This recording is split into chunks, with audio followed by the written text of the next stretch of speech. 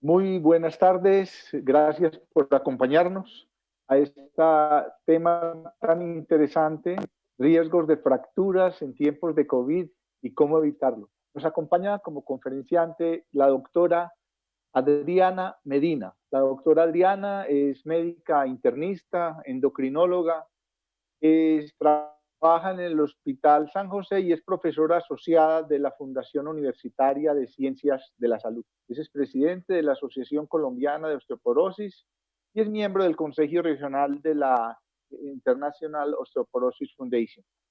Es para nosotros un placer que todos ustedes nos estén acompañando. Sé que va a ser muy provechosa la reunión que vamos a tener. Quiero dar las gracias también a Laboratorios Pharma de Colombia por habernos apoyado y apoyar a la mujer y a todas las personas que se van a beneficiar con esta magnífica conferencia. Doctora Adriana, muchas gracias por haber aceptado esta invitación. Tiene la palabra. Bueno, muchas gracias, doctor Frank. Eh, Quiero que todos reciban un saludo hoy muy caluroso en esta tarde tan lluviosa aquí en Bogotá. Mi nombre es Adriana Medina y pues ahora que estamos en confinamiento, pues vamos a estar mucho más tiempo en la casa, o sea, llevamos ya casi 3 meses. Entonces es un tema que nos toca a todos y es cómo prevenir ese riesgo de caídas y riesgo de fracturas ahorita que vamos a estar más tiempo dentro de nuestras casas y cómo evitarlo. Eh, Antes de tocar el tema de la fractura, vamos a manejemos y empecemos con saber qué es la osteoporosis. La osteoporosis, como ven ustedes aquí en esta gráfica, ven un fragmento de vértebra de hueso sano y aquí otra vértebra con un hueso osteoporótico. Y ven que la de arriba es una vértebra bien tupidita, bien rellenita, tiene bastante mineral, y el de abajo es un hueso bastante poroso, por eso se llama osteoporosis, con muchos huecos, con unas trabéculas muy delgaditas, casi que transparente. Entonces, eso es lo que pasa en la osteoporosis. Es una enfermedad del esqueleto en la que se pierde masa ósea, masa del hueso, y el hueso se vuelve mucho más frágil y susceptible de fracturarse. ¿Y qué es una fractura por fragilidad? Las fracturas por fragilidad son aquellas que ocurren cuando una persona cae de su propia altura, o sea, por ejemplo, al tropezarse o al caer de una silla o de la cama, o por un trauma mínimo. Un ejemplo, si alguien se resbala y se fractura la muñeca, o se tropieza o se cae de una silla y se fractura la cadera. Esa altura no es como para que uno se fracture. Tal vez si me caigo un segundo piso o si estoy en un accidente de un carro, me puedo fracturar, pero no al caer de la propia altura. Eso es una fractura por fragilidad. O si cargo un peso, por ejemplo, una caja más pesada, una matera, un nieto, y de pronto me fracturo una vértebra. Eso es a lo que me refiero cuando hablo de un trauma mínimo. No debería causar una fractura. Y fíjense ustedes este panorama. De cada 5 hombres, 1 de cada 5 hombres se puede fracturar después de los 50 años y 1 de cada 3 mujeres. Eso es muchísimo. Después de los 50 años vamos a estar mucho más expuestos, sobre todo las mujeres, debido a la menopausia. Y después de haber ocurrido una fractura, todas las personas que ya han sufrido una fractura por fragilidad, puede ser fractura de la muñeca, puede ser fractura de cadera, de aquí del brazo, de las vértebras, tienen el riesgo casi en un 90%, fíjense, en un 86% de sufrir otra fractura. Por eso debemos cuidarnos y sobre todo las personas mayores de 50 años aún más. Ahorita, como les mencionaba, con este confinamiento vamos a pasar y seguimos pasando más tiempo dentro de nuestras casas. ¿Cómo podemos entonces cuidarnos? Veamos cuáles son las principales causas de fracturas por fragilidad para que las identifiquemos. Una es la fractura genética, perdón, la causa genética. Eso es lo que atañe a casi todas las enfermedades. La parte hereditaria. Nosotros heredamos también de nuestros padres, de nuestros abuelos, la forma de los huesos, el grosor de los huesos, unos huesos más anchos, unos más delgaditos, unos más cortos, unos más largos, la fortaleza, la raza también nos determina la forma de nuestro esqueleto. Entonces a veces uno dice, bueno, pero si yo tengo genética para sufrir una fractura porque pues los huesos de mis abuelitas o de mi mamá también eran muy frágiles, no quiere decir que yo no pueda hacer nada. Hay muchas otras cosas que vamos a aprender en esta charla que podemos hacer para evitar las fracturas. La avanzada edad, las personas mayores de 75 años tienen todavía más riesgo de fracturarse. En la medida en que avanza la edad, el hueso se va haciendo mucho más frágil, pero esto también es una cosa que podemos controlar. La parte nutricional impacta muchísimo porque en la nutrición vamos a tener aquí en cuenta tres componentes importantes. Que sea una nutrición balanceada, que haya un aporte de proteínas, que también vamos a revisar por qué son importantes las proteínas, y un aporte de calcio en los alimentos que consumimos. Cuando nuestra alimentación está deficiente en estos tipos de alimento, pues vamos a tener más predisposición a unos huesos débiles. Y los hábitos, malos hábitos como el cigarrillo, el alcohol, estar muy quietos, lo que llamamos el sedentarismo, esto también va a impactar mucho en la salud de nuestros huesos.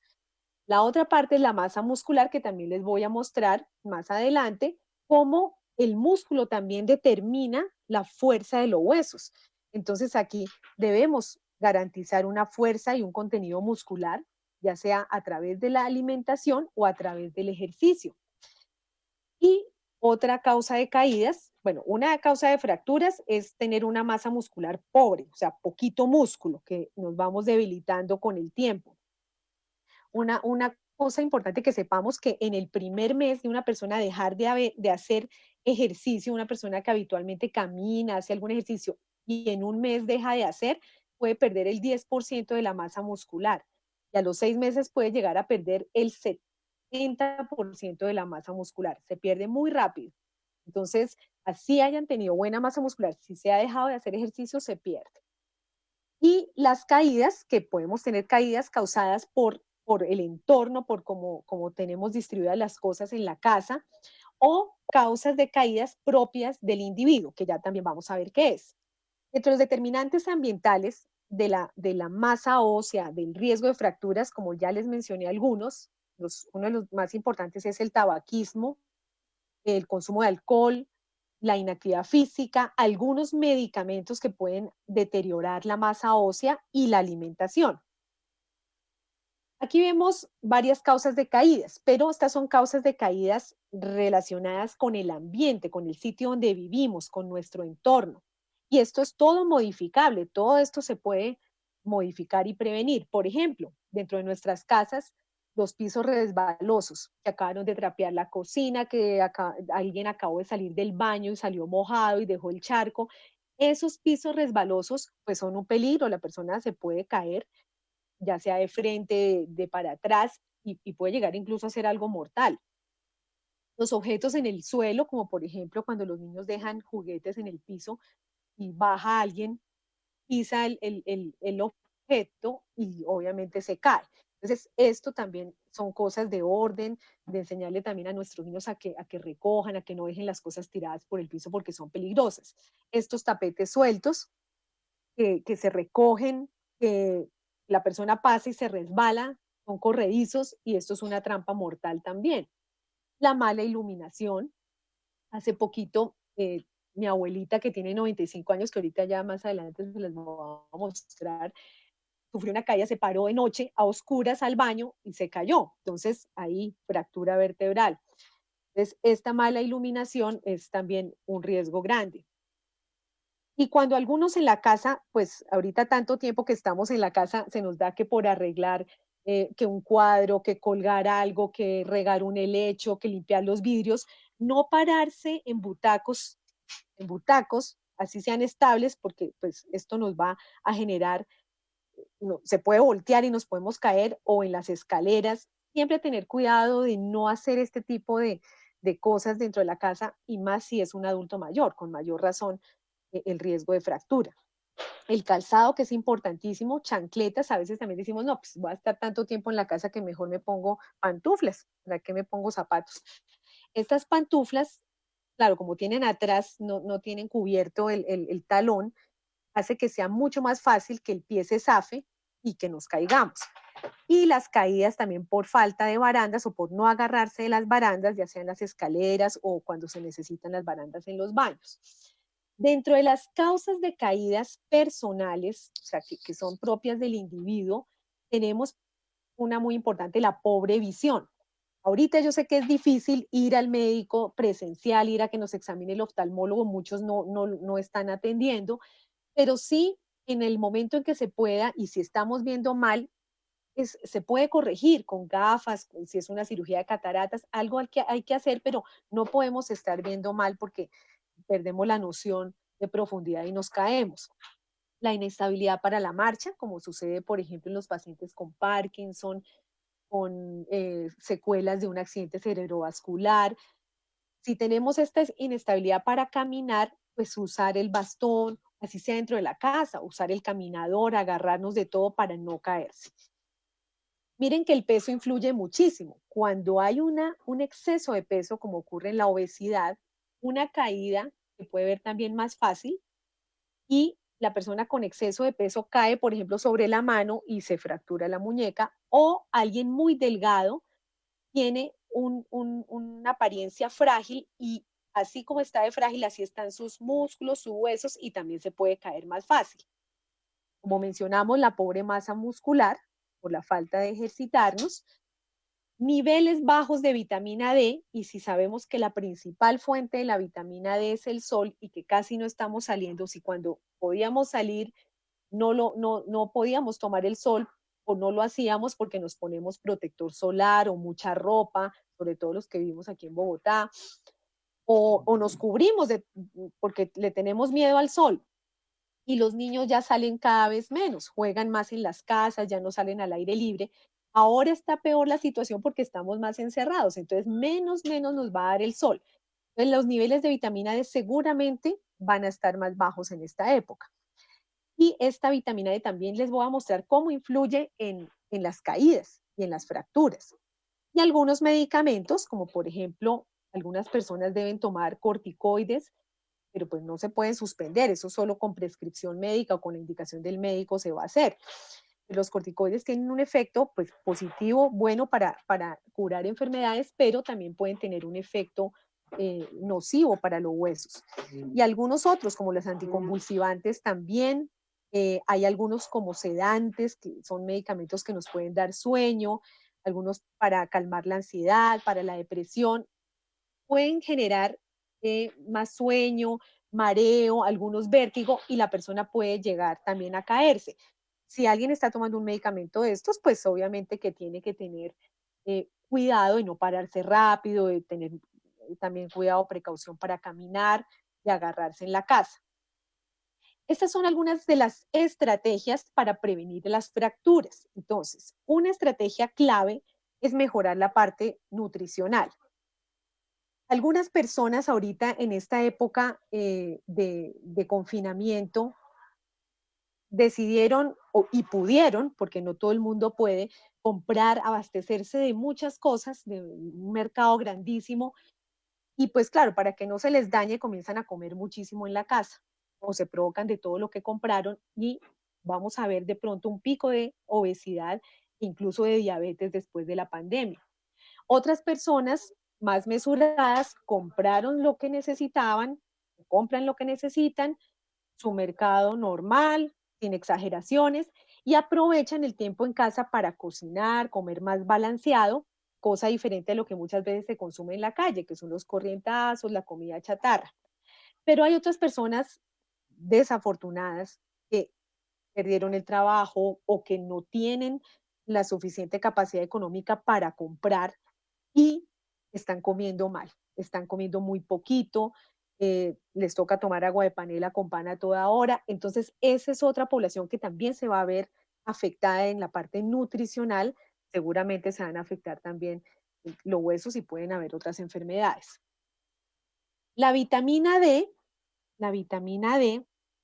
también perdón, es otro componente que podemos modificar para mejorar o para prevenir las fracturas. ¿Por qué? Porque va a tener un efecto en músculos y huesos. También podemos tener estrategia de ejercicio y de eliminar los malos hábitos, los medicamentos que nos pueden estar causando caídas. Algunos podemos comentarle a nuestros médicos tratantes si es posible modificarlos, disminuirlos, cambiarlos o no, pues si no se puede, no. Y aquí lo que hablábamos de mejorar la parte de visión, si usted usa gafas y de pronto está viendo mal, pues ponerse las gafas, porque si no va a tener una caída. Lo mismo si necesita apoyo para la movilidad y mejorar toda la parte del entorno para prevenir las caídas. Vamos a enfocarnos en primer lugar en la parte nutricional y hablemos un poquito de la proteína. ¿Por qué es tan importante la proteína en un plato de comida? Resulta que el hueso y el músculo tienen una relación estrecha, pues el hueso, ustedes saben que el músculo va pegado al hueso. Cada vez que el músculo se contrae o ejerce una carga sobre el hueso, estimula formación de hueso, hace que el hueso sea más fuerte. Y si el hueso no recibe el estímulo del músculo, el hueso se va deteriorando. Tanto el hueso como el músculo comparten los mismos factores de riesgo. Por ejemplo, si no hago ejercicio, pues pierdo músculo y pierdo hueso. Si no hago, si no como bien, si no como una comida balanceada con proteína, con calcio, voy a tener poco músculo y por consiguiente poco hueso. Entonces ambos se relacionan y los huesos siempre se adaptan según las cargas que le imponga el músculo. ¿Cuál es el objetivo en cuanto a la parte tanto de nutrición o de ejercicio con respecto al músculo? En la edad del joven o del niño, lo que necesitamos es maximizar ese músculo para que también el niño y el adolescente crezca su esqueleto. Lo mismo el adulto joven. En la mediana edad, más o menos entre los 30 y los 50 años, lo que necesitamos es dar un aporte de proteína para mantener ese músculo. O sea, de pronto no buscamos ser pues unos fisiculturistas, pero sí tener un músculo adecuado y que no se haya perdido, el que ya teníamos desde jóvenes. Pero en la edad avanzada, lo que necesitamos también es minimizar esa pérdida. O sea, la pérdida es inevitable, se va perdiendo, pero la idea es no perder tanto músculo, en lo posible ganar. Entonces, ¿cuál es el beneficio de las proteínas en los niños y en los adultos mayores? En la infancia y la adolescencia es clave que se consuma proteína porque ayuda a mantener el ritmo de crecimiento y a darle la forma definitiva de los huesos y la fuerza de los músculos y los huesos. Por otro lado, se ve un alto riesgo de fracturas cuando hay una baja masa muscular y por consiguiente una baja masa ósea. Las personas que más riesgo tienen de fracturarse son aquellas que han perdido músculo. Las caídas son mucho más frecuentes y más probables en las personas adultas mayores que consumen más poquita proteína y tienen una pobre masa muscular. Ya también vamos a ver por qué.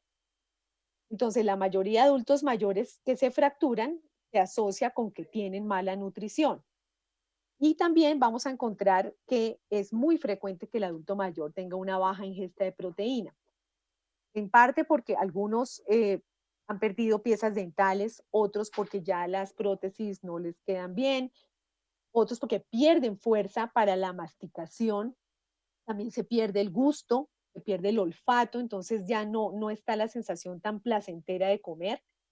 Eso también va determinado a nivel neurológico, que se pierde el apetito, se pierde también la capacidad de tener sed, entonces a veces ni siquiera se ingiere agua. Entonces el adulto mayor hay que estar muy pendiente de buscar la manera de que coman. Comidas más pequeñas, más seguidas, a veces toca licuar la proteína, por ejemplo la carne dentro de la sopita, pero hay algo que hacer porque ellos de verdad que empiezan a ingerir mucho menos cantidad de proteína. Estas son las proteínas. ¿Dónde están las proteínas? Entonces la proteína vamos a encontrarla principalmente, la de mayor valor biológico en las carnes, la carne roja, la carne de res, la carne de cerdo, la carne de pollo, el pescado, ahí es donde vamos a encontrar la proteína de mayor valor biológico. Pero pues hay otras opciones, por ejemplo, para los que son vegetarianos, tenemos que proteínas están también en las leguminosas, frijol, lenteja, garbanzo, hay un buen aporte, no igual que en la carne, pero hay proteína. En los lácteos también encontramos, es una fuente muy importante de proteína, casi que equivalente a la de las carnes, lo que es queso, leche, yogur. En el huevo hay un mito y es que, bueno, eso ya se ha revaluado mucho, que la gente tiene temor a comerse un huevo diario. Uno se puede comer un huevo diario. Pues de pronto no 2 huevos, 2 no. Si tiene sobrepeso, bueno, pero si tiene alguna contraindicación, pero por lo menos se podría comer, si le gusta, uno diario. Uno podría un día comer un huevo al desayuno, otro día un pedazo de queso, pero no pasa nada, no se le va a subir el colesterol por esto. Es realmente mayor el impacto que tiene en el aporte de proteína que cualquier otro efecto indeseable del huevo. Y otros alimentos que contienen proteína, la semilla, los frutos secos, ahí encontramos las almendras, las semillas de chía, la semilla de girasol, la ajonjolí, tienen pero más poquito. O sea, tendríamos que consumir porciones muy grandes para tener un aporte adecuado. ¿Cuánto debería uno consumir de proteína? La verdad que debería ser 1 gramo por kilo de peso. O sea, que si yo peso 50 kilos, debo consumir 50 gramos de proteína al día. Y de pronto una porción de carne o un huevo, más o menos me puede dar 10 gramos, 12 gramos, ¿sí? Pero un adulto mayor de 50 años, ni siquiera de 70, de 50, o sea, jóvenes, deberían consumir entre 20 y 30 gramos por plato, o sea, por comida principal.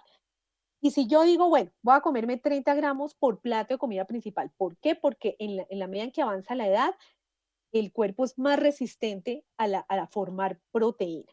Entonces, si yo digo, voy a comerme 90 gramos en el día de proteína, yo debería distribuir así como ustedes ven aquí, 30 gramos al desayuno, 30 al almuerzo y 30 a la comida. Pero sería inadecuado si yo los 90 los distribuyo así. Por ejemplo, más poquito, 10 gramitos nomás de proteína al desayuno, que eso sería un poquito de leche para el café y no más. Sería muy poquito. Al almuerzo, 20 gramos, hay un poquitico de carne, y a la comida me voy a comer 60 gramos, como a los gringos que comen una cantidad de carne de noche. Esta distribución es inadecuada. Esta distribución no me favorece la síntesis o la formación máxima de proteína en el músculo. En cambio, si yo distribuyo en partes iguales, desayuno, almuerzo, comida, fíjense como acá, pues no tanta porción de huevo, pero puede ser un huevo, una arepita y un café con leche, por ejemplo. El huevo sería la proteína. Y aquí sería, por ejemplo, al almuerzo un pedazo de carne grandecito, puede ser de 30 gramos, aquí unas vegetales supongamos que esto fuera papa. Y de noche, aquí pondríamos un pollo, un pedazo de pollo y una verdura, pero distribuir esos 30 gramos en cada comida. Ahora pasemos al calcio. El calcio es esencial también para los huesos, ya lo vimos. ¿Dónde encontramos el calcio? La principal fuente del calcio son los lácteos.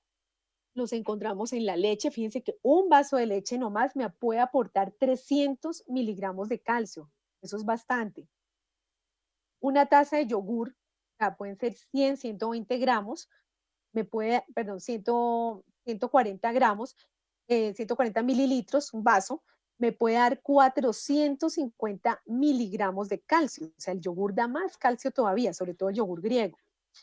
El queso, un pedazo de queso me puede dar 200 gramos. Y algunas verduras, por ejemplo, el brócoli es de los vegetales que más calcio aportan, 180 si está crudo, pero casi nadie se lo come crudo, cocinado 94 miligramos. O sea, el vegetal aporta calcio, lo mismo las nueces, la soya, los garbanzos, pero en más poquita cantidad que lo que haría un lácteo. Las sardinas también, que tienen huesito, también tienen calcio. Miren esto tan interesante, esta es la situación de la ingesta de calcio en el mundo. se hizo un estudio de 7.000 personas de diferentes países, más de 60 países en el mundo, y se encontró que casi el 90% no consumía lo que debería consumir de calcio en la dieta. O sea que la deficiencia en el consumo de calcio era del 89%, es muy alto. En promedio solo se consumía 594 miligramos. ¿Por qué digo que solo? Porque mire lo que debe consumir un adulto. Un adulto debe consumir 1.000 miligramos de calcio, un adulto joven. Después de los 50, las mujeres, o después de los 70, los hombres deben consumir 1.200 miligramos de calcio, poquito más. Y los niños que están en crecimiento deben consumir 1.300 miligramos de calcio. Esto es lo que deberíamos consumir y esto es lo que consume apenas el promedio a nivel mundial, casi 600 miligramos. ¿Para qué sirve el calcio? Pues es un nutriente esencial en la niñez y en la adolescencia para construir, formar el esqueleto, hacerlo crecer y ahorrar masa ósea para el futuro. ¿Qué quiere decir? Que yo lo máximo que alcanzo de hueso lo alcanzo hasta los 30 años. Y ya de ahí para adelante, mi vida depende de lo que gané en calcio en el hueso hasta la edad adulta joven, hasta los 30 años. Ya mi tarea después, la edad adulta, es mantener esos huesos, mantener esa salud de los huesos, evitar la pérdida prematura y a nivel ya de la edad avanzada es lograr sostener la movilidad y la independencia para evitar las fracturas. ¿Sí? Para esto necesito el calcio, para construir, mantener y sostener mi esqueleto. Y el 99% de calcio se encuentra en los huesos, es el principal mineral de los huesos. Por eso también es falso cuando uno oye, o es un mito, que la gente dice, ay, ¿para qué toma calcio si después de los 70 ya no sirve para nada? Sí sirve, claro. Sin el calcio yo no puedo mantener y sostener mi esqueleto. Lo necesito en todas las etapas de la vida. Y aquí vemos el mapa mundial de calcio. En rojo, los países o las regiones que tienen la peor ingesta de calcio, la más baja, y adivinen, Colombia. Resultó en esta publicación del año 2017 que consumíamos entre 200 y 300 miligramos de calcio. Nada. Es muy poco. Si lo que necesitábamos es 1.000 miligramos por lo menos. Y en verde son los países verde, verde oscuro, amarillito, que mejor consumen calcio. Aquí, para que ustedes vean que en Latinoamérica estamos también muy mal. Argentina, Bolivia, Brasil, Chile y Colombia tuvieron los promedios más bajos de ingesta de calcio a nivel mundial, con un promedio de 600 miligramos al día, además de tener bajos niveles de vitamina D. El 70% de la población tiene también bajita la vitamina D. Y ya también les voy a explicar cuál es la importancia de eso. Hace poquito en Bogotá se hizo un estudio con 450 personas mayores de 18 años y se observó que la ingesta de calcio fue de 724 miligramos al día. O sea, fue mayor a lo que se vio hace 3 años. Y esta ingesta es proporcional al estrato socioeconómico. Entonces, a mayor estrato, mayor ingesta, y a menor estrato fue menor la ingesta. Luego, entonces, vamos a ver aquí. Bueno, aquí está la ingesta de cada país, pero fíjense, Colombia fue el más bajito con 297, Chile con 700, pero bueno, actualmente estamos en 700, que sigue siendo bajito porque debería ser 1.000 miligramos. Recordemos, necesitamos el aporte de calcio primero porque el 99% del calcio corporal está en los huesos, porque el calcio es necesario para todos los procesos de formación, desde el crecimiento hasta el mantenimiento de la masa ósea en la edad adulta. Y sin el calcio no va a ocurrir la mineralización del hueso ni la regulación de los procesos hormonales que también ocurren en el hueso. Entonces, perdón un momentico. Esto aquí vemos los componentes de la leche. Vamos a ver que la leche se compone de proteína, de carbohidratos, de grasa, minerales y vitaminas y agua. O sea, es un alimento muy completo. Un vaso de leche, porque un vaso de leche no son 100 mililitros. Un vaso de leche son 240 mililitros. Entonces, En un vaso puede haber 6 gramos hasta 9 gramos de proteína, lo cual es muy bueno. En el yogur puede haber hasta 12 gramos en un vaso de yogur. Y además vamos a encontrar la lactosa, que es un carbohidrato, pero pues es la cantidad tan bajita, no llega ni a los 5 gramos, que no afecta, por ejemplo, a los diabéticos. Un diabético perfectamente puede tomar un vaso de leche y no le va a pasar nada. Los yogures no tienen casi lactosa o tienen cero lactosa. Son los que mejor se toleran, lo mismo que los quesos, no tienen lactosa. La grasa que contienen los lácteos, pues tiene tanto grasas saturadas o insaturadas. ¿Eso qué quiere decir? Predominan las grasas insaturadas, que son los ácidos grasos que mejoran la parte del sistema inmune y la digestión. Entonces, la absorción de alimentos se mejora con la presencia de estos ácidos grasos. No es una grasa que sea nociva para la salud, pero algunas personas que tienen el colesterol alto sí pueden disminuir el consumo de grasa con las leches descremadas, o sea, las que no tienen grasa. Y la leche contiene calcio, fósforo, contiene magnesio, zinc, selenio, vitamina B12, la mayoría vienen fortificados con vitamina A y D. Entonces, es un alimento muy completo que además cumple la función de hidratar. Aquí para que veamos los diferentes contenidos de lactosa y contenidos de calcio. La leche es el que más contenido de calcio, lo mismo el yogur y el queso. Las leches, mal llamadas leches, que son bebidas de soya, la de almendras, no alcanzan a este contenido de calcio por vaso, que sería la porción. Mientras la leche proporciona casi 300 miligramos de calcio, una bebida de soya puede dar 90 y una de almendras puede dar 28. O sea, es muy bajito a no ser que vengan fortificadas. Miren cómo la ingesta de leche, que es la que contiene el calcio, disminuye el riesgo de fractura de cadera. Para que ustedes entiendan, esto fue un estudio muy grande en que se analizaron miles de personas y cuando uno analiza estas curvas, aquí al ladito están los nombres de los estudios y en la parte de abajo está el riesgo. Lo que sale a la izquierda del 1, es que el calcio favorece, o sea, previene la fractura. Entonces, cuando se hacen los estudios y se analizan, se ve que en mujeres un vaso de leche al día disminuye el riesgo de fractura. Lo vemos aquí porque está antes del 1. Y en hombres también, fíjense que aquí está el 1 y aquí está el resultado. En hombres, un vaso de leche al día disminuye también el riesgo de fractura de cadera. No es ni siquiera un medicamento, es un alimento. Aquí hay otro estudio donde nos muestra que cuando se usan suplementos de calcio, las pastillas o los suplementos de calcio de 1000 miligramos, se disminuye en un 30% la fractura de cadera. Esto a favor del calcio. Pero también cuando se consume el calcio de la dieta, se disminuye la fractura de cadera en un 24%. O sea que definitivamente la persona que no puede por alguna razón consumir calcio de la dieta, pues debe consumir un suplemento porque así estaríamos previniendo la fractura. Esto es otro estudio en el que se evaluó que a mayor ingesta de leche, un vaso de leche al día o leche más yogur, se disminuía el riesgo de fractura de cadera en un 40%. Eso es bastante alto. Eso a veces ni siquiera se logra con un medicamento para osteoporosis.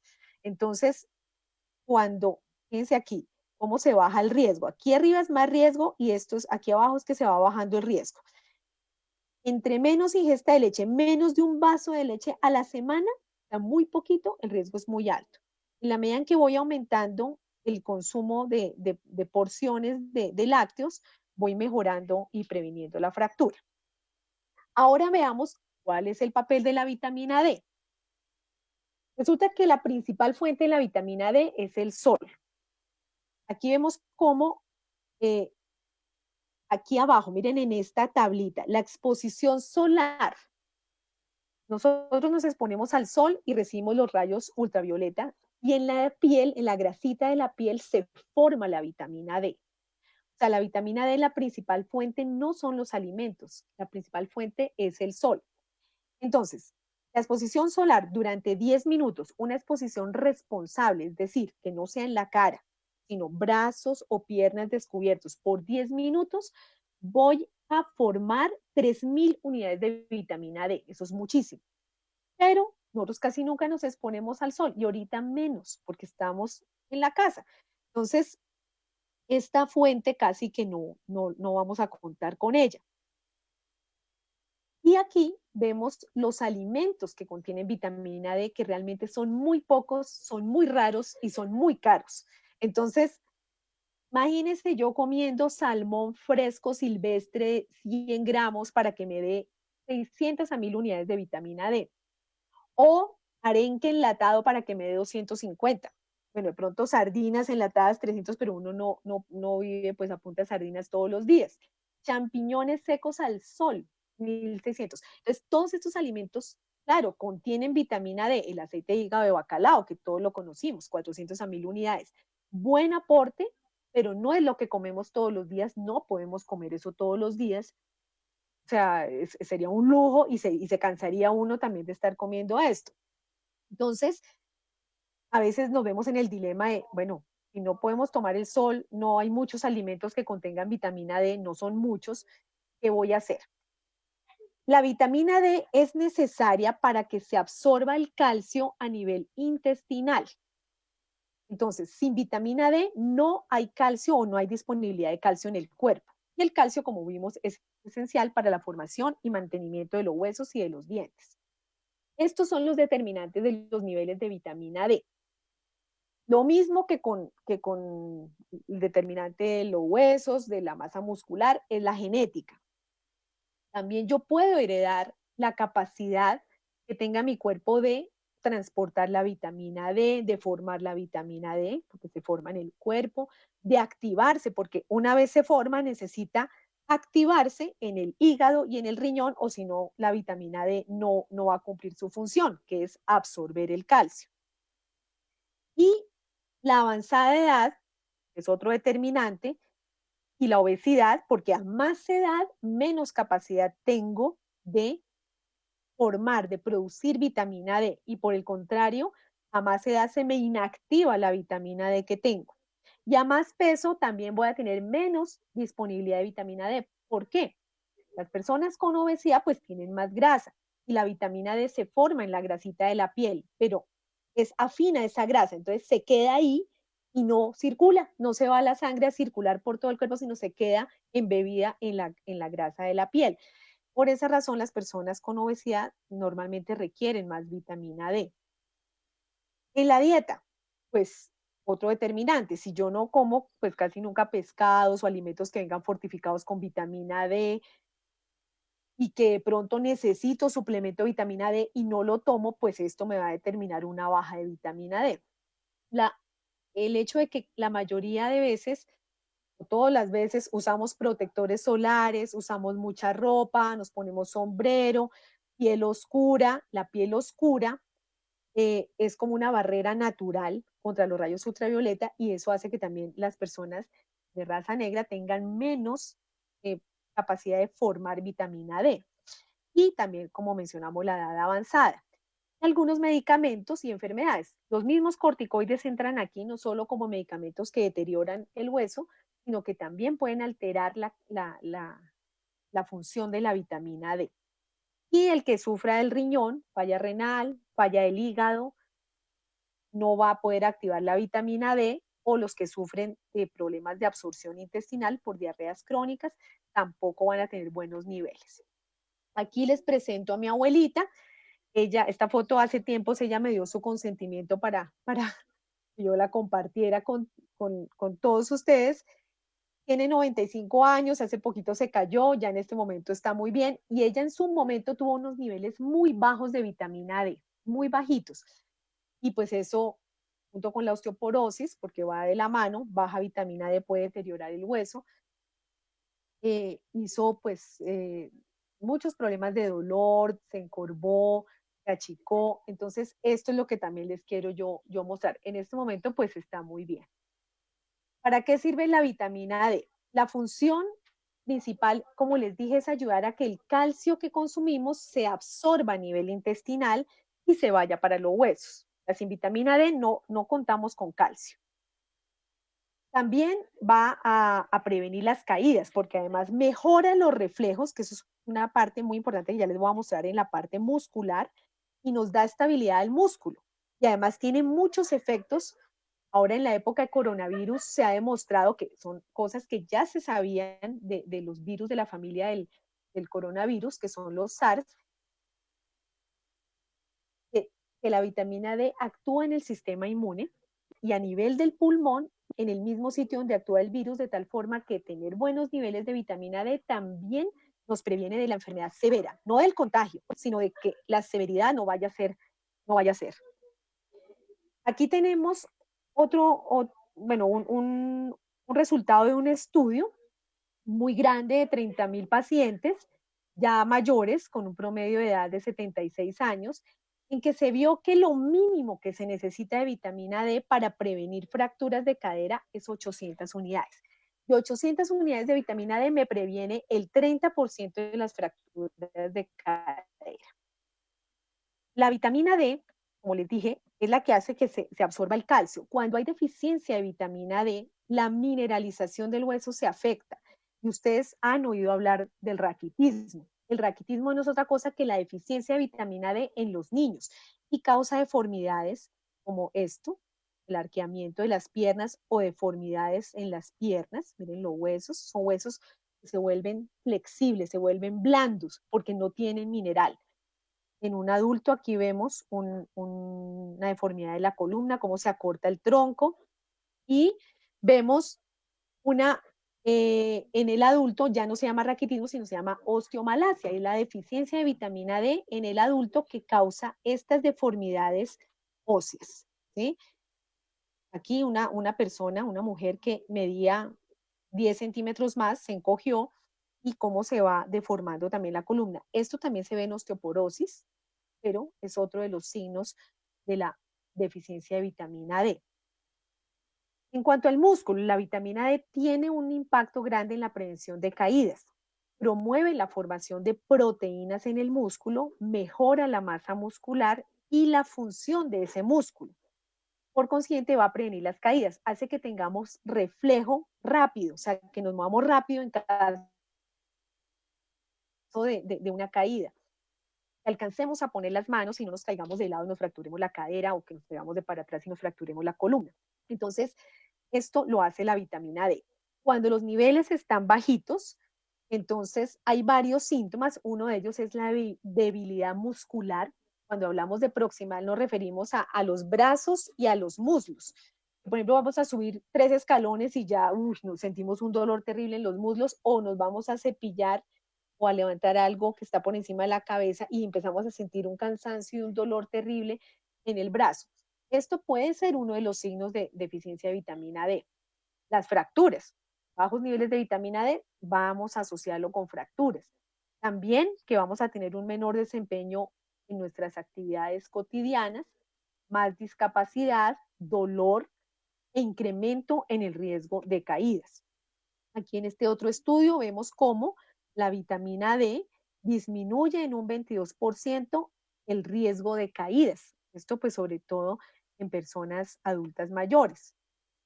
Ya resumiendo la parte de la nutrición, no es que solo vamos a comer proteínas, solo vamos a comer calcio o lácteos, no. Los patrones de la dieta que más impacto tienen en la masa ósea, tanto de niños, adolescentes y adultos, en un estudio grande que se hizo de revisión de todos los tipos de dieta, la conclusión es que hay que comer balanceado, incluir en la dieta siempre en el plato vegetales, fruta, lácteos, que hayan granos enteros, ojalá no procesados, esas harinas de trigo no, esas harinas de maíz no, todo más bien el granito entero, pescado, carnes magras, leguminosas, pero hay que evitar lo procesado, las comidas fritas, las comidas procesadas, como el cereal que ya viene en caja, como las harinas, como el azúcar refinado, los dulces. Esto es lo que más daño causa, pues en general al organismo. Una frase me llamó mucho la atención de la reina Isabel de Inglaterra. Sé que soy dueña de un débil y frágil cuerpo de mujer, pero tengo el corazón y el estómago de un rey, más aún de un rey de Inglaterra. Ahora, vamos a pasar al ejercicio. El ejercicio tiene efecto sobre el músculo, sobre el hueso, sobre el sistema cardiovascular o el corazón y la mente. Miren ustedes cómo el sedentarismo lleva a la pérdida de fuerza muscular. Ya les dije que uno pierde muy rápido el músculo en un mes, en 2, en 3, sin hacer ejercicio. Esa pérdida de fuerza muscular entonces no va a estimular la formación del hueso. Si no estimula, si el músculo se comunica con el hueso, si el músculo no le da la carga al hueso, el hueso no se forma, va a haber debilidad del músculo y del hueso y vamos a estar sujetos a caídas y fracturas. ¿Cuáles son los beneficios del ejercicio? Estabilidad para caminar. Cuando la persona hace ejercicio, camina con más seguridad, camina sin temor, mejora el equilibrio, mejora los reflejos en caso de que se vaya a caer. Va a tener mejor efecto sobre el corazón, va a mejorar la concentración. El ejercicio da disciplina, da concentración, desde los niños hasta los adultos. Da sensación de bienestar porque vamos a liberar unas sustancias que son las endorfinas que nos mantienen una sensación de placer, de bienestar. Vamos a dormir mejor y prevenimos las caídas y mejoramos la masa ósea y es gratis, porque si no voy a pagar un gimnasio y lo hago saliendo a caminar, hago ejercicio en la casa, tiene todos los beneficios o más beneficios que un medicamento. ¿Cómo vamos a prevenir entonces ya con este conocimiento las caídas y las fracturas? Entonces, lo primero, vamos a tener cuidados en el hogar, no tener trampas en nuestra propia casa. Trampas como un calzado inadecuado, miren, no, este calzado cerrado, cómodo, sí. Un sitio, mantener la casa iluminada. Si alguien sale de noche al baño, de pronto mantener un bombillito o algo para que vea. Las barandas, que siempre haya así, cosas con que agarrarse. Evitar el desorden, los objetos tirados en el piso, todo lo que pueda ser objetos mortales sobre todo para un adulto mayor, pero aquí cualquiera se puede caer. Cuidado con los tapetes recogidos que se deslizan, también son otras trampas. Mantener los pisos secos y no dárnoslas aquí de Superman a colgar helechos, a limpiar vidrios, porque nos podemos caer y pues ahí sí que esto no sería una fractura por fragilidad, así sería traumática. Ahora, ¿qué podemos hacer por nosotros mismos para prevenir las caídas? Porque ya dijimos, bueno, en la casa arreglamos la casa, que no vaya a ser una trampa la casa. Para nosotros mismos, alimentarnos bien, hacer ejercicio, tener un consumo adecuado de calcio, 1000 miligramos, 1200 miligramos, o de vitamina D, mínimo 800 unidades. Mantenernos activos sin excedernos. Ahorita también en esta época, pues muchos en nuestras casas hemos dicho, uy, no, ahora sí tenemos tiempo, vamos a ordenar toda la casa, entonces terminamos cargando cajas, corriendo materas, la nevera, los muebles y vamos a lesionarnos. No, todo con prudencia. No abandonar medicamentos para la osteoporosis. Estamos recibiendo medicamentos, consultar al médico porque no podemos suspender los medicamentos ni de otras enfermedades. Es que como no hay consulta ahorita, entonces no me tomo el antihipertensivo. Nada de eso. O sea, no se pueden abandonar los medicamentos. Ni automedicarse. En eso hay que ser muy cuidadosos. Tampoco uno por su cuenta voy a tomar, no sé, se me ocurrió tomar 10.000 unidades de vitamina D. No, porque también puede haber toxicidad por medicamentos. Y cuidar nuestra visión. En cuanto a la alimentación, miren un ejemplo, un desayuno, huevito, una arepa y un café con leche. Puedo, si acaso, añadir una fruta. Aquí tengo proteína, tengo lácteo, está bien. El almuerzo, un pedazo de carne grandecito con vegetales y una harina, un carbohidrato que sería el arroz, también está bien. En la cena, nada de, o sea, vamos a evitar comer en la cena lo típico que es café con galletas, café con pan, agua de panela con pan. Eso no es nutritivo y no nos está aportando suficiente proteína. De noche hay que tratar de acostumbrarse a comer algo de proteína con los vegetales y evitar el carbohidrato de noche, pero si yo tengo bajo peso puedo perfectamente comerme una harina aquí de noche. pero que no falte la proteína en ninguna de las 3 comidas. Y de merienda, de onces, de medias nueves, fruta, los frutos secos, puedo comer un lácteo, un quesito, un yogur, eso estaría perfecto para entre comidas. Aquí un alto para reflexionar sobre el sodio y el café. ¿Por qué? Alta ingesta de sodio es un determinante de la excreción urinaria de calcio. O sea, si yo consumo mucha sal, puedo hacer que elimine el calcio por la orina más de la cuenta. Y cuando se consume en altas cantidades, pues es perjudicial en general, no solo para la salud del hueso, sino para la salud en general. Es perjudicial porque me sube la tensión, puedo retener más líquidos, pero además puedo perder calcio. Ojo con las comidas saladas. Y no se recomienda tampoco un consumo de café abundante. El café se puede tomar perfectamente, pero no más de 6 tazas grandes al día, porque también puede tener un efecto de pérdida de masa ósea. Pero pues 6 tazas es bastante, ¿no? Yo creo que queda uno bien. ¿Cuándo usar los suplementos? Entonces, si la alimentación y la pobre exposición solar no cubren ni las necesidades de calcio ni de vitamina D, podemos acudir a los suplementos, porque habrá gente que dice, yo no tolero los lácteos, no, me los contraindicaron, no, pues no tomo el sol, no hay sol. Entonces, si definitivamente no se están cubriendo las necesidades como lo vemos en los estudios, que casi las personas no están consumiendo suficiente calcio, pues uno recurre a los suplementos, pero deben ser prescritos por el médico. Idealmente, el calcio, cuando es suplemento, se prefiere el citrato de calcio porque se absorbe mucho mejor. El citrato de calcio no necesariamente se tiene que consumir con las comidas, puede consumirse a cualquier hora y puede complementar bastante bien la dieta, si es una dieta pobre en calcio, la complementa perfectamente. Debe aportarse, eso sí tenemos que tener claro, entre 1000 y 1200 miligramos de calcio al día. Y más o menos un pedazo de queso puede tener 200, un yogur puede tener 300, pues se podría uno tomar un yogur y de pronto complementar con el resto pues, de alimentos que pueden tener calcio, unos 2 más, y la tableta, por ejemplo. La vitamina D, la dosis mínima es 800 para una persona que no sufre de nada, para un adulto, pero a veces se necesita más suplementación de vitamina D. Cuando está demostrada la deficiencia porque hicieron un examen de laboratorio y salió que estaba bajita, seguramente no voy a necesitar solo 800, seguramente voy a necesitar 1000 o 2000 o 5000 o 6000 unidades. Si es una persona con osteoporosis, necesariamente va a necesitar más de 800 unidades, puede ser 1000 a 2000, incluso puede llegar a 5000. La persona con obesidad y el adulto mayor necesitan más aporte de vitamina D por su condición. El adulto mayor dijimos que no sintetiza y antes inactiva su vitamina D, va a necesitar por lo menos 4000 o 5000. Y el paciente con obesidad o la persona con obesidad también porque pues la grasa retiene la vitamina D que forma a través del sol, entonces va a necesitar incluso 4000 o 5000 unidades.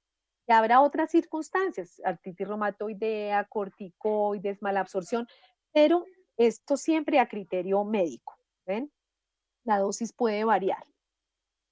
Si vemos qué hacemos con nosotros mismos en cuanto al ejercicio, el ejercicio es ideal que combinemos tanto el cardiovascular como el ejercicio de fuerza. Ahora que podemos salir por lo menos una hora a hacer ejercicio, tanto los niños como los adultos mayores y pues todos, la idea es que se aproveche, que por lo menos busquemos un horario en que no haya tanta gente en la calle, salgamos con el tapabocas y caminemos media hora, si es posible una hora sería lo ideal. Ese sería el cardiovascular. También si en la casa tienen una máquina, una bicicleta, una caminadora, una elíptica, úsenla que es un aliado perfecto. Y ejercicio de fuerza que podemos, digámoslo, como improvisar en la casa si no tenemos pesitas.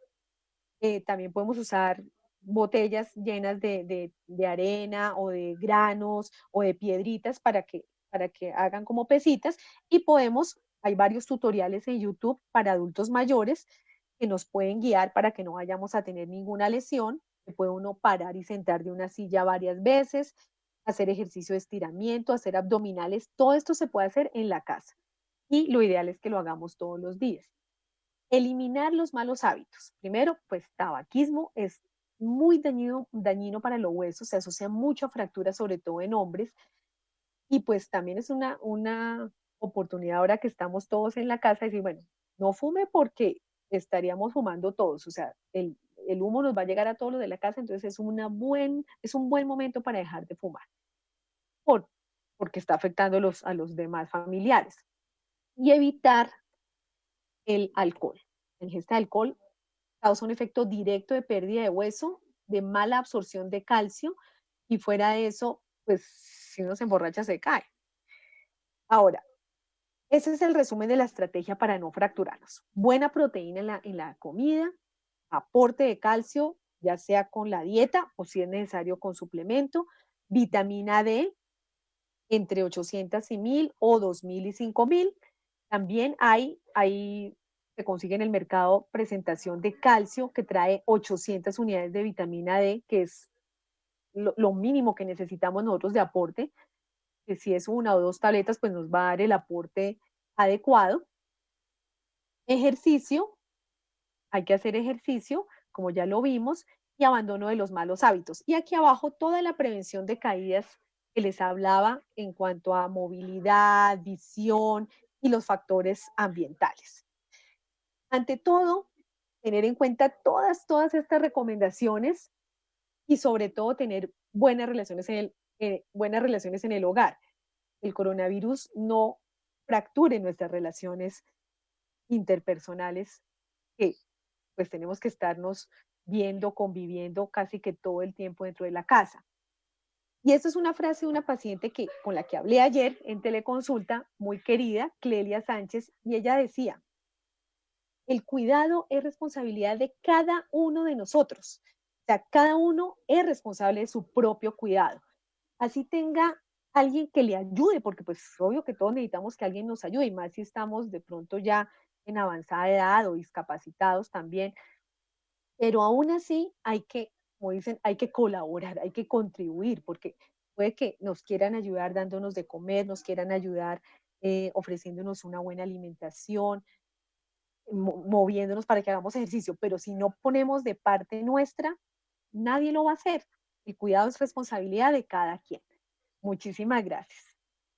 Y estoy atenta a las preguntas que tengan y ojalá las pueda contestar. Muchas gracias, doctora Adriana, por su excelente conferencia, muy clara, muy didáctica, muy linda sus diapositivas. Ay, gracias, doctor. Sé que todas las personas que nos están viendo les va a servir mucho todo su conocimiento y todo su aporte. Tenemos algunas preguntas que nos han enviado por el chat. Preguntan doctora Adriana, ¿cuál es la relación entre hipotiroidismo y osteopatía? Pero pues valdría la pena ampliar y hablar un poquito de hormonas tiroideas y hueso, ¿no?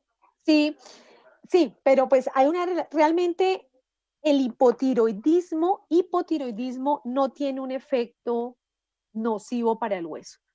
El hipertiroidismo, que es el exceso de hormona tiroidea, ahí es la enfermedad en que se produce mucha hormona tiroidea, o cuando está uno tomando dosis por largo tiempo mayores a las que necesita, entonces está como si estuviera con exceso de hormona tiroidea, eso sí puede tener un impacto negativo porque hace que el hueso se pierda más rápido, desgaste más rápido.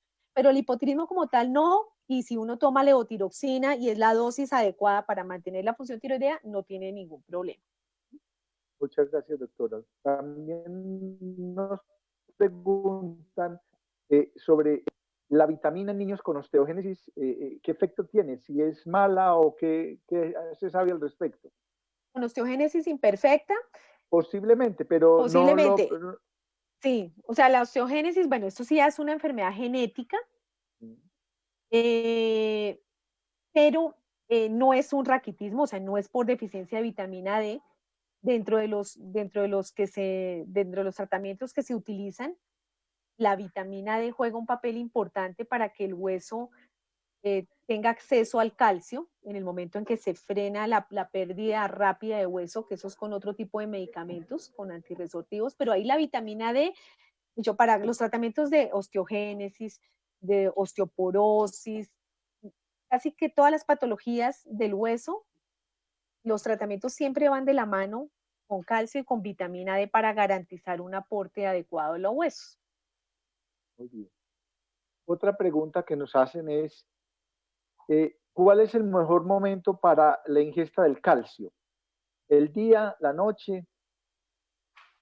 Bueno, cuando es carbonato de calcio, es una sal, es carbonato, ese necesita el medio ácido para que se absorba, entonces se tiene que tomar con las comidas, porque uno después de que come libera el ácido del estómago, el ácido clorhídrico. Entonces, cuando es carbonato hay que tomarlo después de las comidas, del desayuno, del almuerzo, de la comida, cualquier comida para que se absorba. Cuando es citrato de calcio, por eso les decía que es mejor el citrato porque se absorbe mejor, ya viene en medio ácido y no necesita tomarse con comidas y no importa la hora, se puede tomar a cualquier hora, no importa.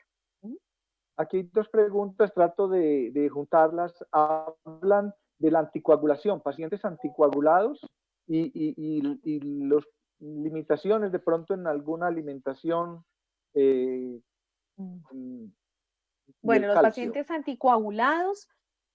pacientes anticoagulados realmente no tienen limitación en cuanto al consumo, por lo menos de las principales fuentes de calcio, que son los lácteos. Los que están tomando warfarina, porque eso va a tener un efecto sobre la vitamina K, no deben o deben tener precaución con el consumo de vegetales de hojas, por ejemplo, las acelgas, las espinacas. Con ese tipo de vegetales sí se debe disminuir el consumo porque pueden interferir con la warfarina como tal. Y ahora que hablan de medicamentos anticoagulantes, entonces la warfarina y la heparina pueden tener un efecto nocivo en la salud del hueso, pero pues de hecho uno tiene que hacer un balance, uno no puede suspender un anticoagulante si lo tiene indicado. O sea, lo que tiene que hacer es buscar todas las estrategias para mejorar la salud de sus huesos, nutrición, ejercicio, si necesita vitamina D, si necesita calcio, pero eso hacerlo para no tener que suspender los medicamentos, porque a veces es imposible suspenderlos. Gracias. Nos preguntan sobre la vitamina D y las vías de administración. La pregunta realmente la hacen como la posibilidad para pacientes con problemas gástricos de vitamina D inyectable que no existe, pero entonces quisiera que usted nos diera una opinión sobre cómo algunos pacientes con problemas gástricos, cómo pudiera manejar este tema. Bueno, los pacientes con problemas, bueno, que tienen, por ejemplo, una sonda y que están con nutrición enteral, por ejemplo, hay presentaciones en gotas, se puede utilizar. Hay presentaciones en pues, bebibles. La de gotas, pues es una muy buena opción, porque pues cada gota puede aportar 200 unidades, entonces uno le calcula y se las puede poner a través de la sonda. Las cápsulas también, las cápsulas vienen y se pueden chuzar y el contenido oleoso se puede también pasar con la nutrición. Pero sí, inyectable no tenemos disponible todavía. Doctor Miguel Ángel González quiere hacer una pregunta, doctor. Adrianita, Un comentario. sí, muchas gracias. Pues la verdad no quiero que suene a que estábamos terminando la reunión porque obviamente ustedes van a seguir, sino que quería darles las gracias en primer lugar a ti por tu presentación y siempre por tu compromiso con todas las actividades de ACOM. De verdad, Ay, muchísimas gracias. gracias. No, con mucho gusto. Y un agradecimiento también muy especial a Frank. Fran es miembro de la Junta Directiva de ACOM y muy amablemente está moderando esta sesión. Lo ha hecho de manera excelente. Fran, muchísimas gracias. Te envío un abrazo grande. Solamente era esa pequeña intervención. Los dejo que continúen porque yo estoy también por aquí un poquito embolatado. Listo, Abrazo para Miguel los dos Ángel. y gracias a todos los Gracias, asistentes. Miguel. Tenemos otras preguntas. ¿Hay alguien interesado en conocer algo sobre el efecto que puedan tener esas 12 y en la Bueno, salud eso muscular? se ha estudiado, sí, ya se ha empezado a ver estudios sobre los ayunos intermitentes y la masa ósea, pero son muy cortos, entonces, digamos, muy cortos en tiempo, entonces todavía no se ha podido ver a largo plazo que pueda causar. Los ayunos intermitentes, eh, bueno, eso. Lo que pasa es que al tener varias más horas, 8 horas, 12 horas sin comer, puede ser por la noche, puede ser en el día, y hacerlo de manera intermitente, o sea, un día lo hacen, otro día no, o días seguidos, pues sí parece que pudiera tener un efecto nocivo, pero el ayuno intermitente es algo que no se puede cumplir a largo plazo, o sea, es algo que se hace en corto tiempo. Los estudios son a 3 meses y el que más va es a 6 meses. Generalmente no sigue ese ritmo del ayuno, además porque puede tener otras consecuencias en cuanto a efecto en la glicemia o en la insulina. Y entonces son ayunos que no se mantienen durante años, o sea, ese régimen no se puede mantener durante muchos años y por eso no se puede saber exactamente cuál podría ser el impacto en la masa ósea. Muy bien. Muchas gracias. Otra de nuestras personas que nos acompañan, quiere saber desde cuándo es bueno consumir calcio. De pronto, usted se refirió a ello, pero de pronto ampliar un poquito al respecto. Sí, el calcio de la dieta es suficiente, mientras fíjense que yo les mostraba más o menos el consumo de ser 1000 miligramos para una persona menor de 50 años, un niño, un adolescente necesita 1300 y un adulto después de los 50, mujer, pues, después de los 70 años necesita 1300, o sea, más. Pero si yo por lo menos consumo 3 lácteos en el día,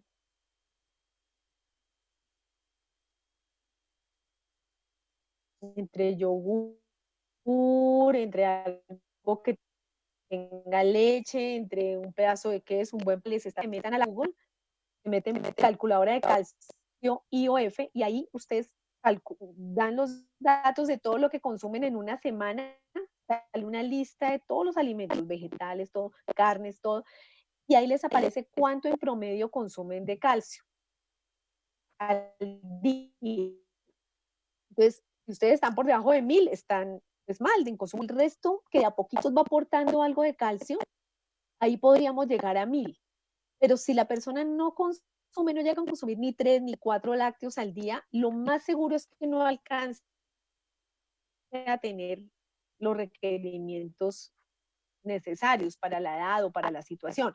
Entonces ahí es cuando hay que tomar el suplemento. No es que a una edad, puede que yo tenga 60 años, pero consumo lo que se necesita de calcio. Entonces no necesitaría tomar suplemento. O puede que tenga 20 años y no come nada de calcio, seguramente va a necesitar suplemento. Es según los requerimientos por edad y según lo que uno esté comiendo. Sí, yo pienso y quiero complementar que es importante que estemos haciendo un cálculo de cuánto es el calcio que estamos ingiriendo, como dijo la doctora. Si es difícil apoyarse con su médico, con su nutricionista para que tenga claridad de cómo manejar su calcio, porque el calcio lo necesitamos durante toda la vida. Cuando no lo estamos utilizando, el organismo lo va a necesitar para todos los procesos metabólicos y si no lo consumimos, lo saca del hueso y disminuye en la masa ósea. Es muy Sí. importante esos aportes. Preguntan desde Chile, doctora. Hablan de qué relación pueda tener el colágeno hidrolizado y la salud ósea y muscular. Sí, también ya hay estudios que evidencian que el colágeno hidrolizado mejora no solo el cartílago, no tanto el colágeno como tal, sino los péptidos de colágeno, ¿no? Bueno, el colágeno hidrolizado son los péptidos de colágeno, para que hagan la síntesis de colágeno una vez se ingieren y se forme el cartílago, pero también se ha visto que mejora el hueso está compuesto no solo por mineral, sino también por colágeno, o sea, también tiene otras proteínas que van a darle la flexibilidad al hueso. cosa que el hueso no es tieso, no es duro, sino que en parte también tiene algo de flexibilidad debido a su colágeno. Entonces, los péptidos de colágeno sí tienen un impacto. Faltan también estudios más a largo plazo para ver el estudio en que el hueso con el colágeno, no solo la del cartílago, sino también en el hueso. Hay varias preguntas relacionadas con patologías que tienen los pacientes y quieren saber si hay alguna contraindicación para consumirlo o algún afección que pueda haber. El vitiligo tiene algo que ver con el ingesta o con el consumo, con consumir más o menos vitamina D, o no tiene nada que ver con eso. No, el vitiligo tiene más que ver con la autoinmunidad.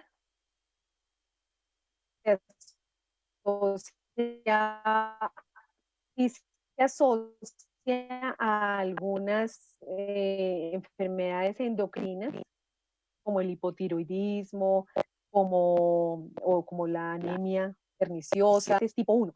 Pero en caso, con deficiencia de vitamina D, no, ni que la vitamina D tenga un efecto en modificar el curso de la enfermedad, tampoco. Alguien nos menciona, es una persona muy joven, 43 años, y refiere que tiene varias patologías y quiere saber el impacto que esas patologías puedan tener en su salud osteomuscular. Es una persona con lupus, fibromialgia, tendinitis, colitis ulcerativa, hay una pluripatología.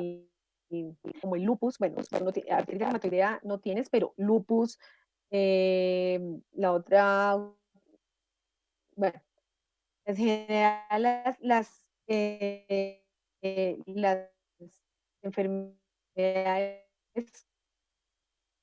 autoinmunes tienen que ver, se asocian mucho a pérdida de masa muscular y por consecuencia las sustancias, interferón, esas sustancias, todo el tiempo la persona que sufre de una enfermedad así como el lupus deteriora o estimula la pérdida de hueso, lo mismo que sucede en la artritis reumatoidea.